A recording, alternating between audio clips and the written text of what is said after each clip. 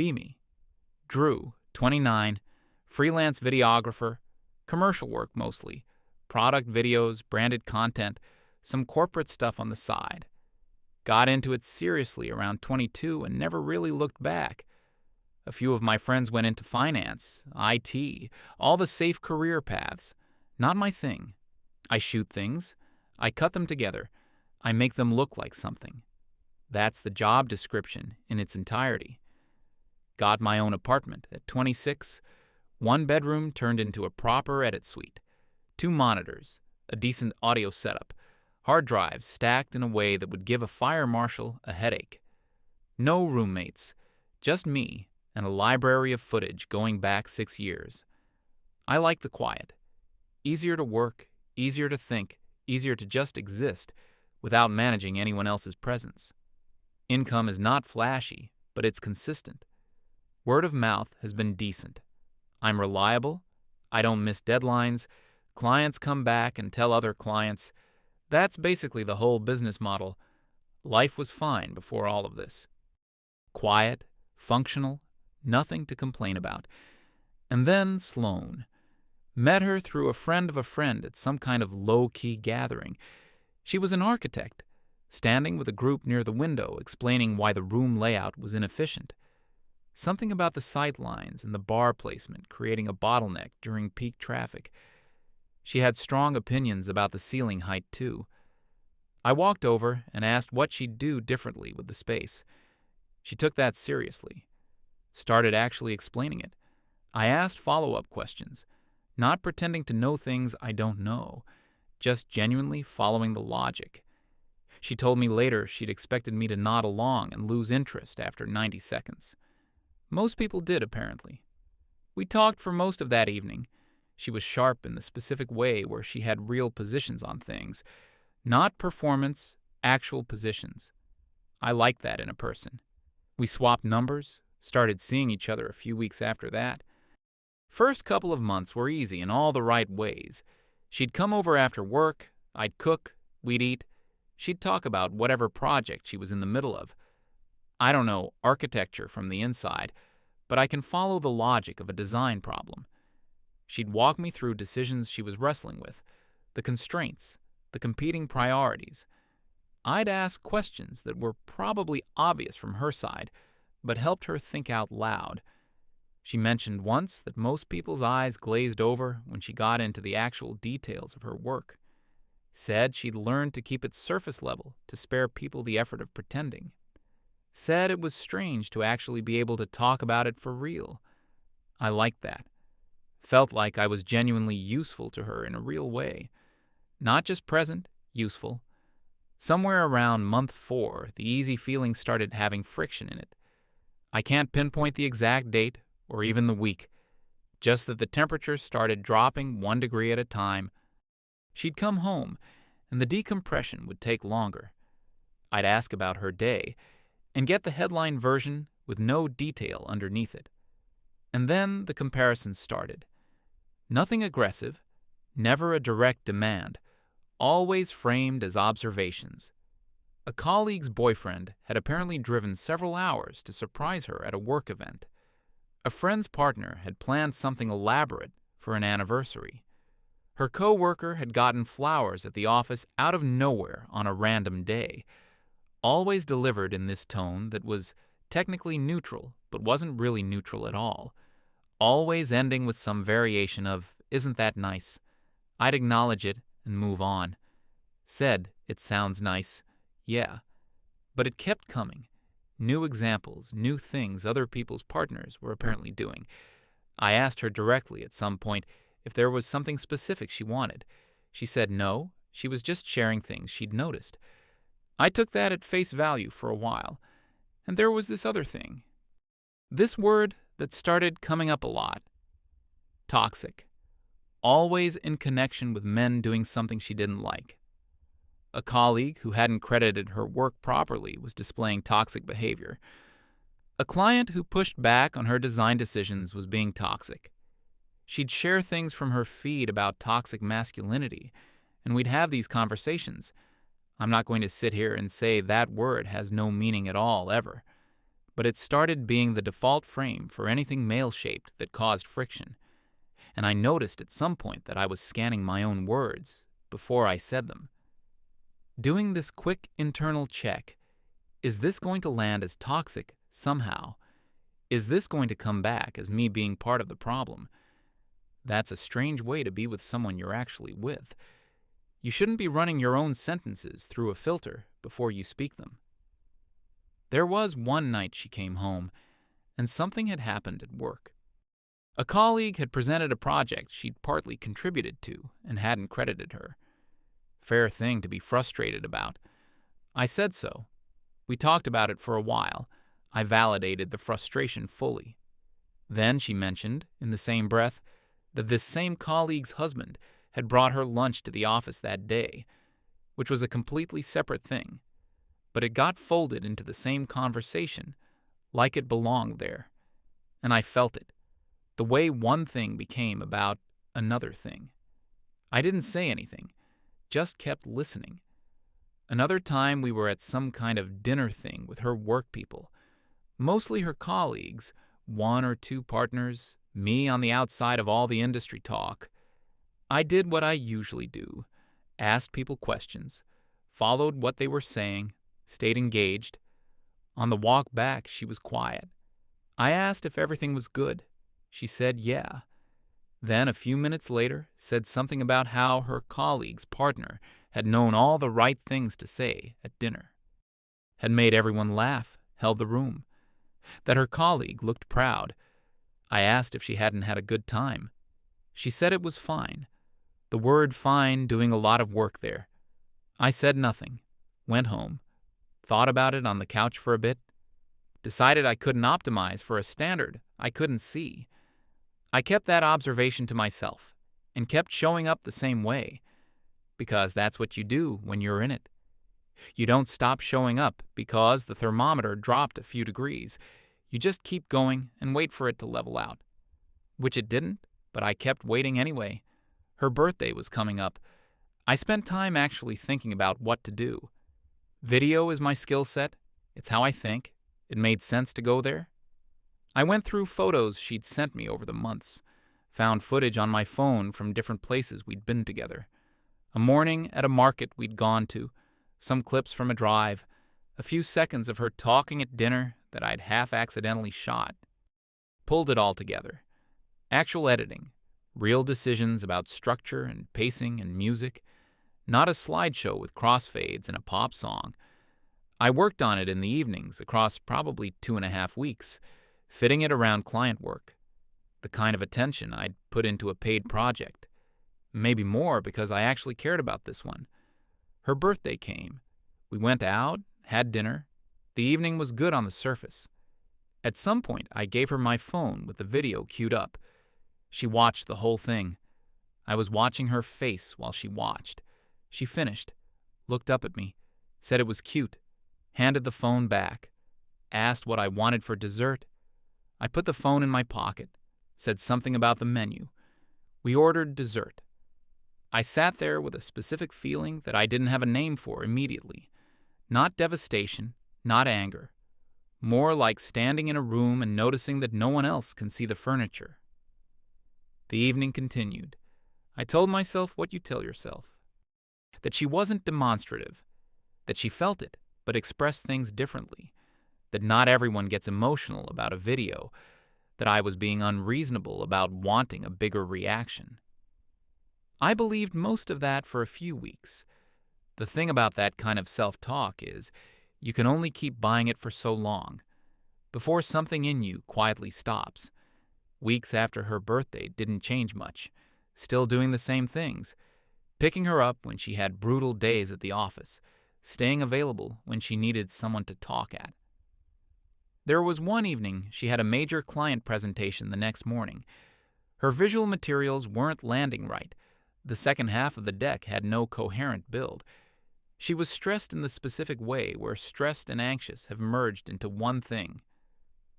I sat with her from 9 in the evening until past 1 in the morning going through it.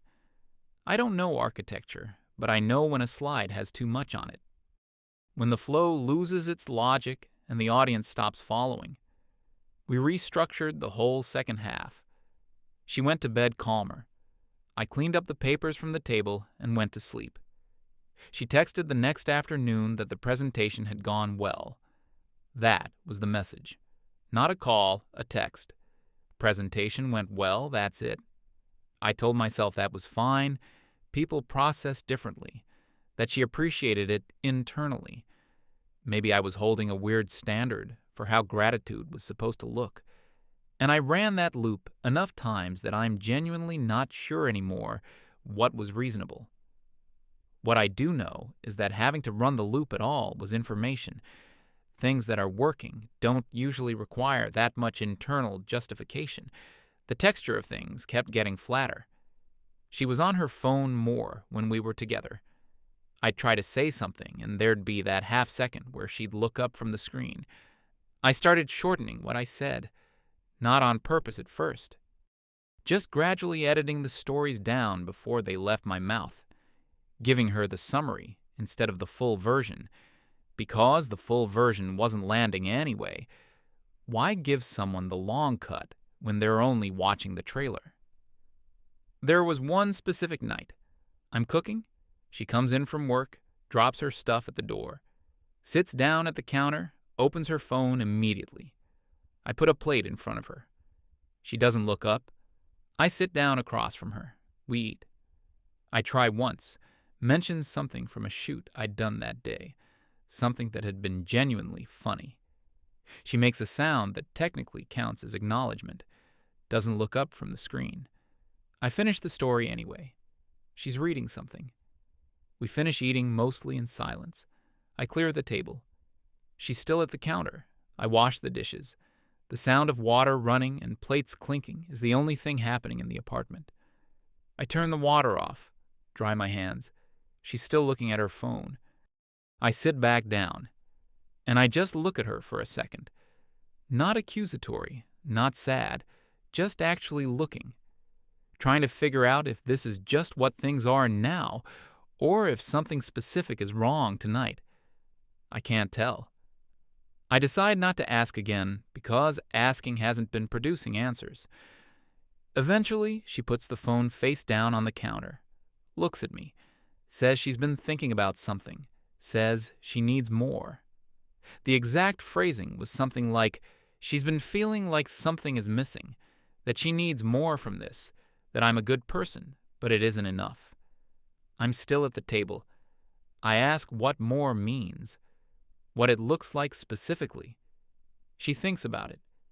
You can actually see her searching for the answer. Nothing comes. She says just more in general, more of something she can feel the absence of but can't point at. I sit there for a second. Ask one more time if there's something concrete she can name. She shakes her head. I nod. Say okay. Get up.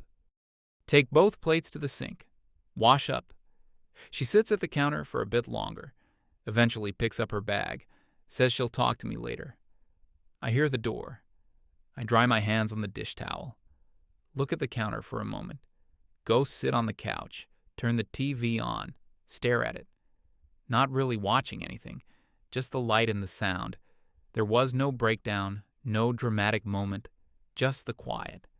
The kind of quiet that isn't sad exactly, just is what it is.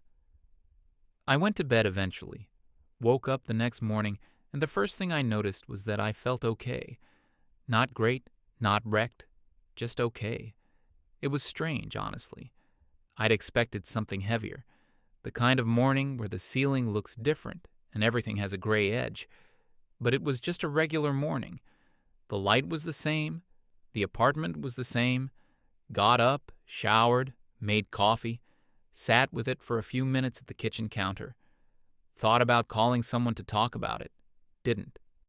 Not because I was pretending to be fine, just genuinely didn't have much to say yet. I'd been with someone for over a year, and she'd told me it wasn't enough. And I'd said okay and washed the dishes. That's the whole summary. Then opened my laptop and checked emails. There was an inquiry sitting in my inbox from a tech startup. They had a product launching and needed a series of videos to support it. I replied, We set up a call. Took the job. First meeting happened about a week after that. Went to their office, relatively small place, open floor plan, the usual startup layout. The project manager was named Paige. She ran the meeting. Not loudly, clearly. Had the brief written up, knew what they needed to communicate, but she actually asked for my input. Not as a formality, she genuinely wanted to know how I'd approach the opening sequence. I gave her my honest take. Including that part of their original brief had a concept I thought would actively work against them. Explained the reasoning. Suggested an alternative approach. She didn't get defensive about the original. Didn't go back to the brief to protect it. Said that made sense and asked me to run with my version.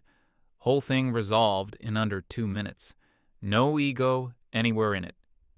We went through the rest of it, set the timeline. I drove home and started prepping. Second meeting happened a few days after. More detailed, going over the shot list line by line. She caught a branding inconsistency in their reference materials. A logo variant that didn't match their current brand standard.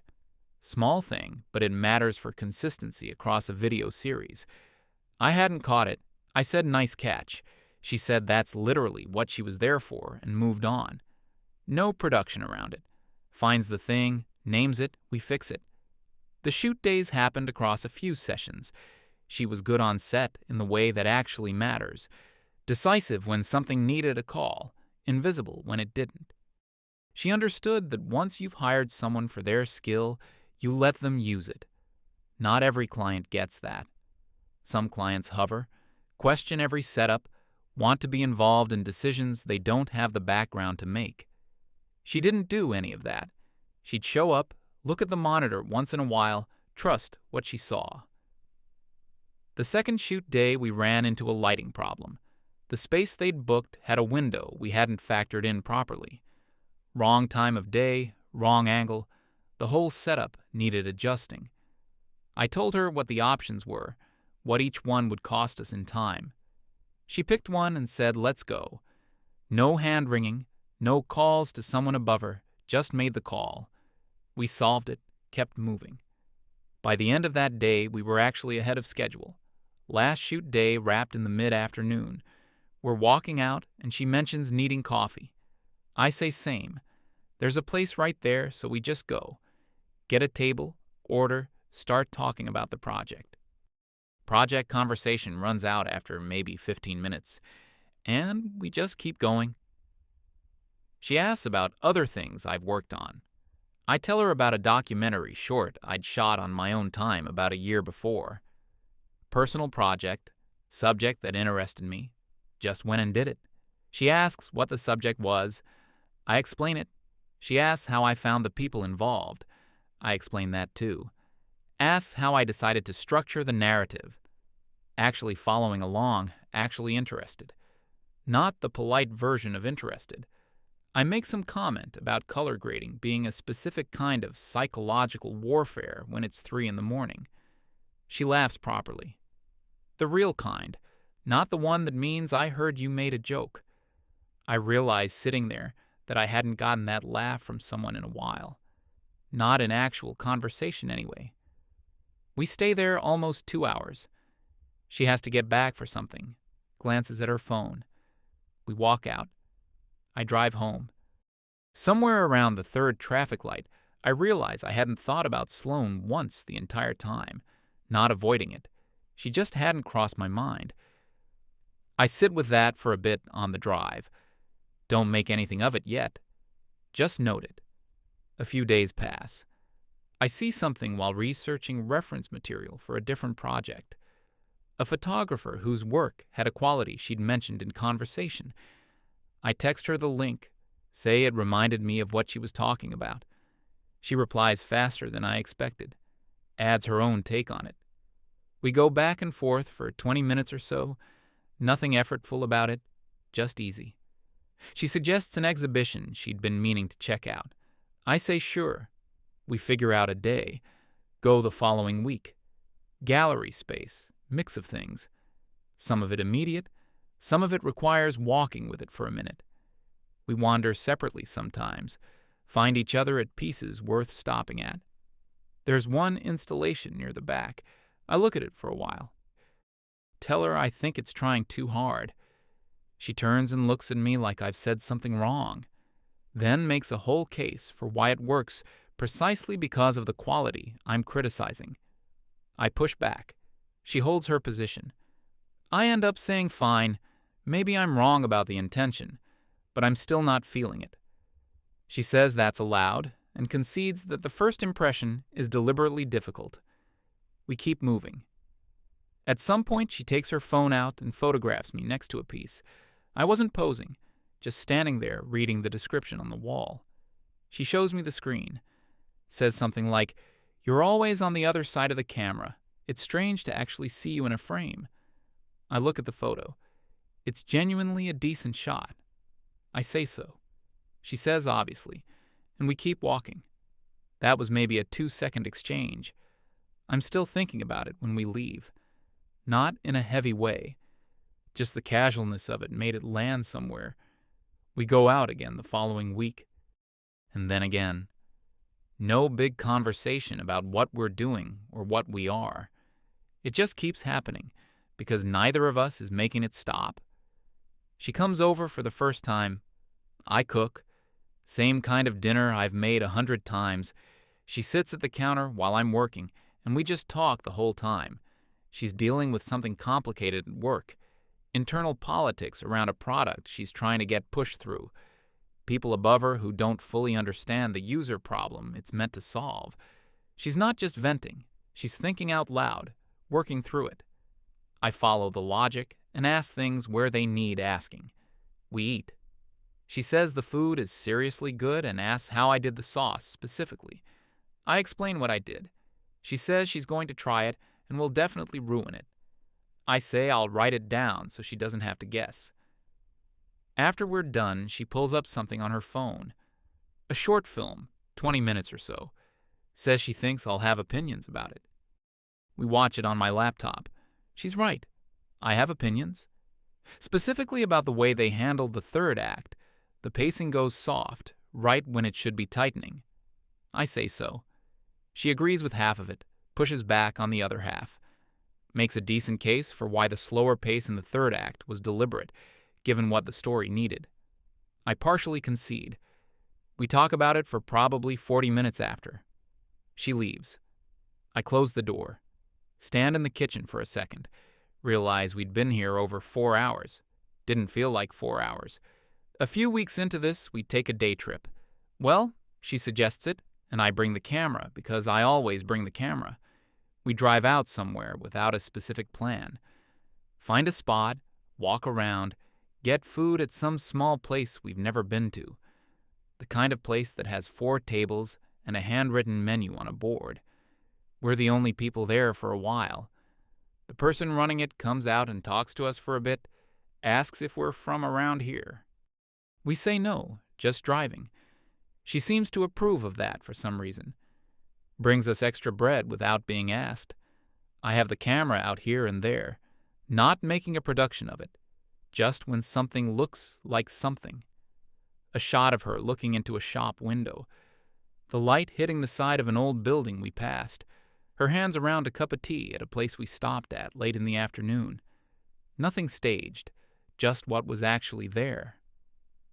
We drive back in the evening with music going, comfortable stretches of quiet between the conversation. I edit the footage over the next couple of days. Nothing formal, just a short piece. Send it to her when it's done. She watches it and texts back that she watched it twice. Says no one has ever done something like that for her. I read that a few times. I'm not making a big comparison in my head consciously, but I know what it means. I did the same thing before. Same instinct, same care, same hours at the edit bay. Just that this time the person on the other end thought it was worth something. That's the entire difference. Nothing more complicated than that. Weeks keep going. Work is steady. We figure out the practical logistics of 2 busy people. Schedules, whose place on which night, all of it. No scorekeeping, No running tally of who made more effort last time. I'm not walking carefully around anything, not scanning the room before I speak, not trimming stories preemptively because the full version won't land, just moving around normally in my own life with someone in it. That's what it feels like. Normal. Quiet in the good way.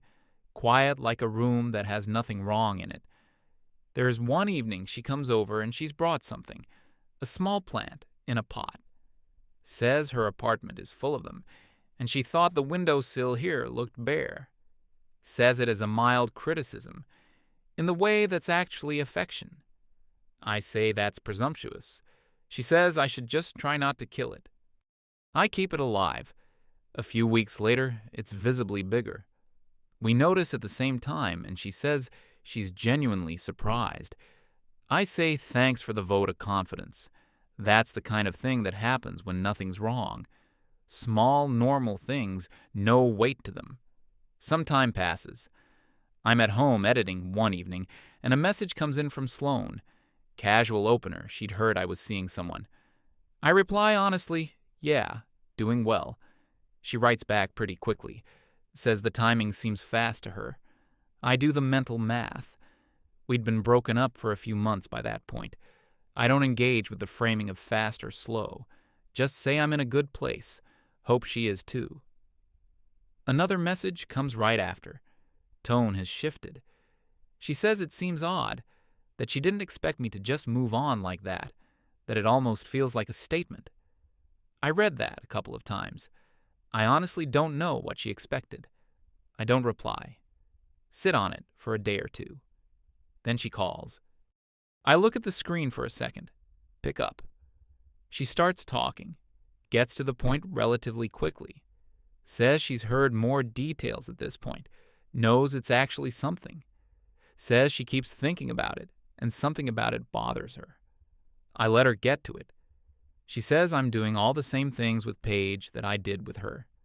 The cooking, the attention, the video thing, she'd heard about a video. Says it doesn't seem fair.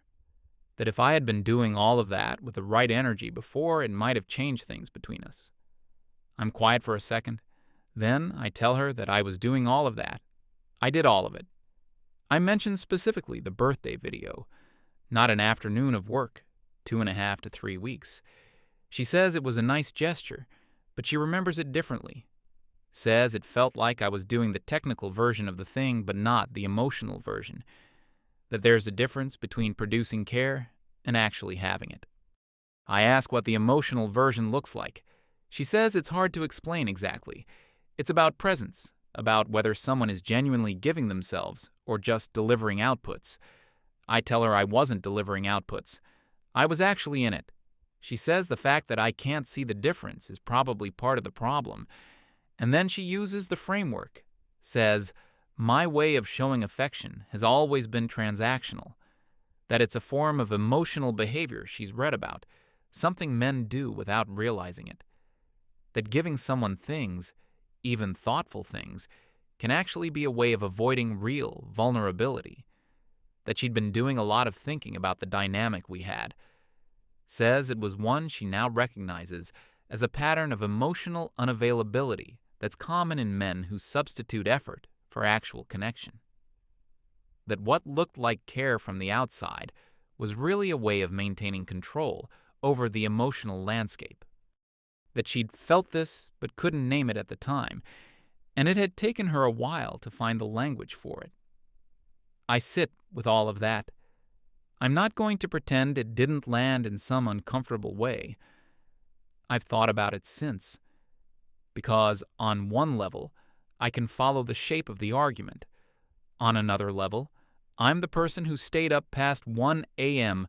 reorganizing her presentation materials, who put 3 weeks into a video that got called cute and set aside, who picked her up from work, who answered every call, who was present every time being present was asked for, and I'm being told that what I thought was genuine was actually a control mechanism I didn't know I was running. I say calmly that I don't think any of it was transactional, that I did those things because I was in it, not because I was managing anything. She says that's exactly what someone who can't see their own patterns would say. That self-awareness isn't the same as actually changing. I stay quiet for a second. Then I say that whatever the framework says, she's the one who ended it.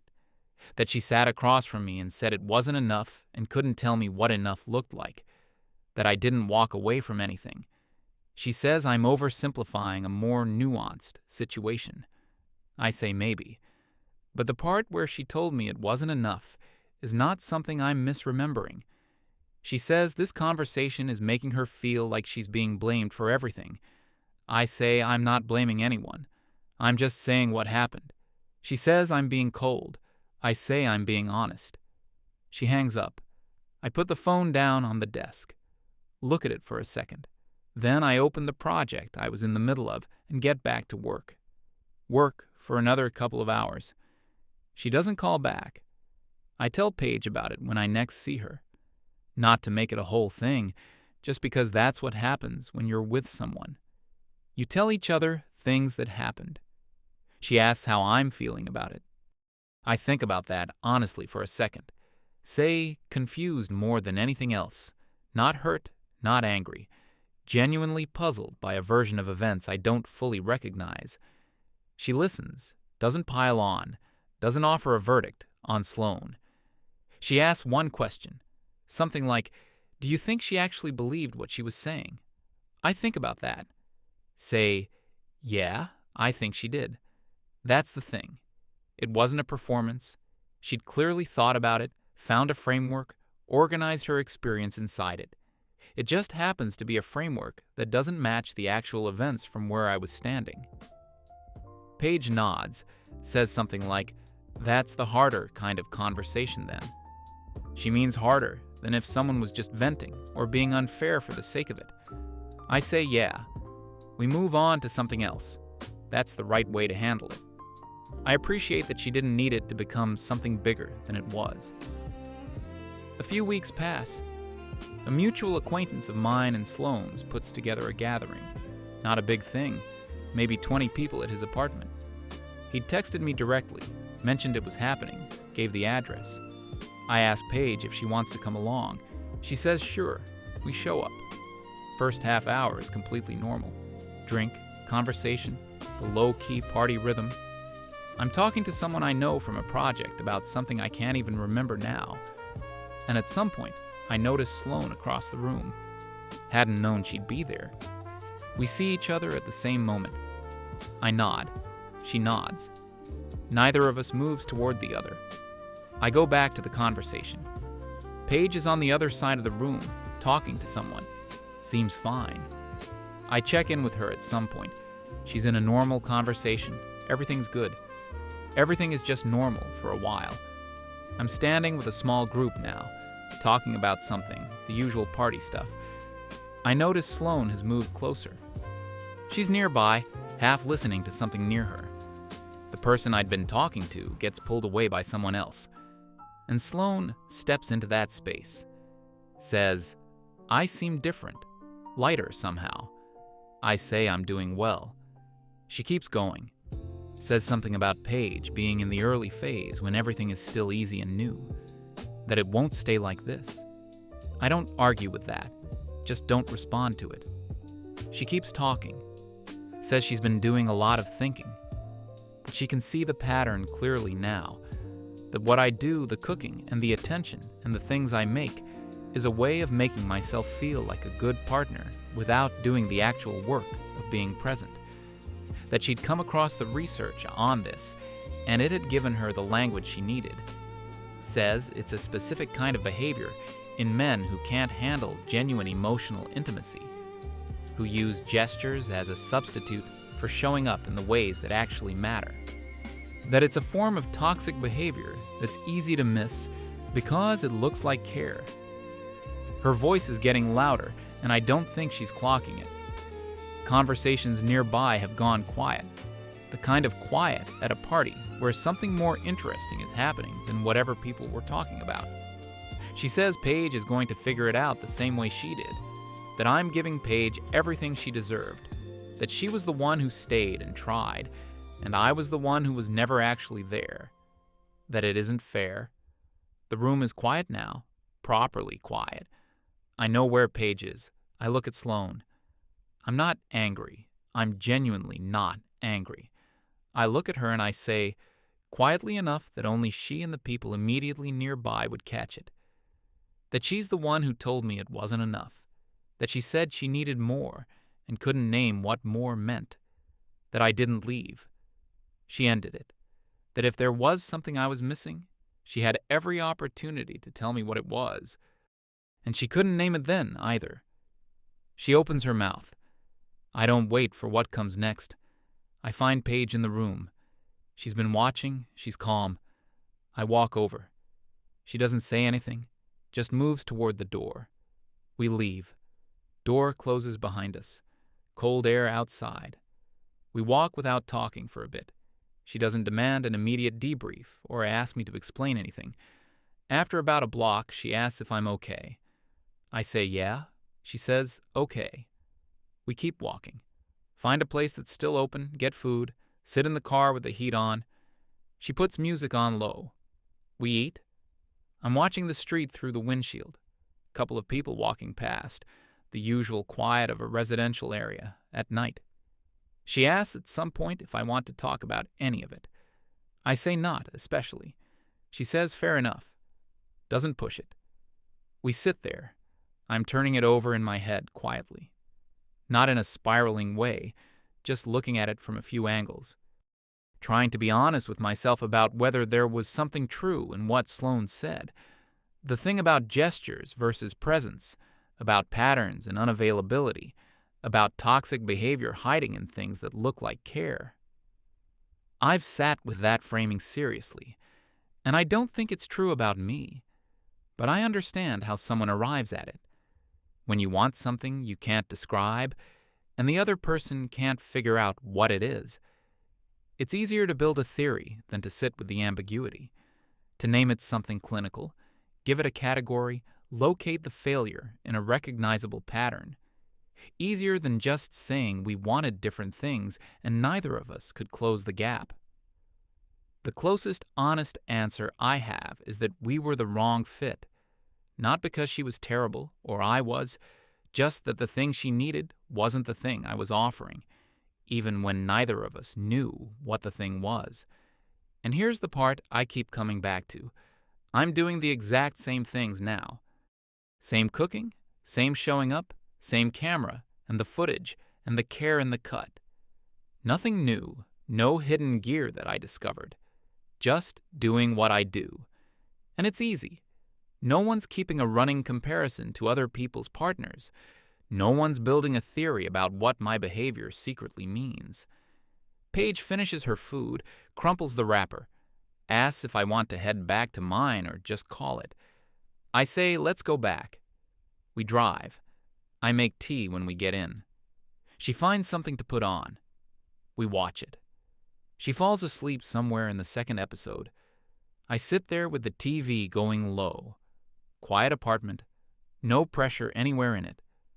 I think about the version of me from about a year ago, cooking in that same kitchen, putting clean plates away after a dinner, mostly in silence, telling myself I was probably overthinking things. He wasn't overthinking.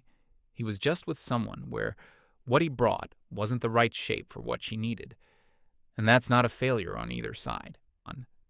It's just how things are sometimes. You can do everything right and still be the wrong answer for a specific person. That's not a character flaw, it's just math. I turn the TV off. Paige half wakes up. I tell her we can stay here. No need to go anywhere. She makes some sound of agreement and settles back down. I get a blanket from the closet, put it over her, go to bed. I lie there for a bit in the dark, not awake with thoughts exactly, just not immediately asleep. I think about where I was a year ago, cooking in that same kitchen, putting clean plates away after a dinner, mostly in silence, telling himself I was probably overthinking things, running that loop again and again, trying to justify why 3 weeks of work got called cute. He wasn't overthinking. He was just with someone where what he brought wasn't the right shape for what she needed. And that's not a failure on either side when you reduce it to its actual core. It's just how things are sometimes. You can do everything right and still be the wrong answer for a specific person. That's not a character flaw, it's just math. I look at the ceiling for a bit. The apartment is quiet. Hear Paige shift on the couch and settle again.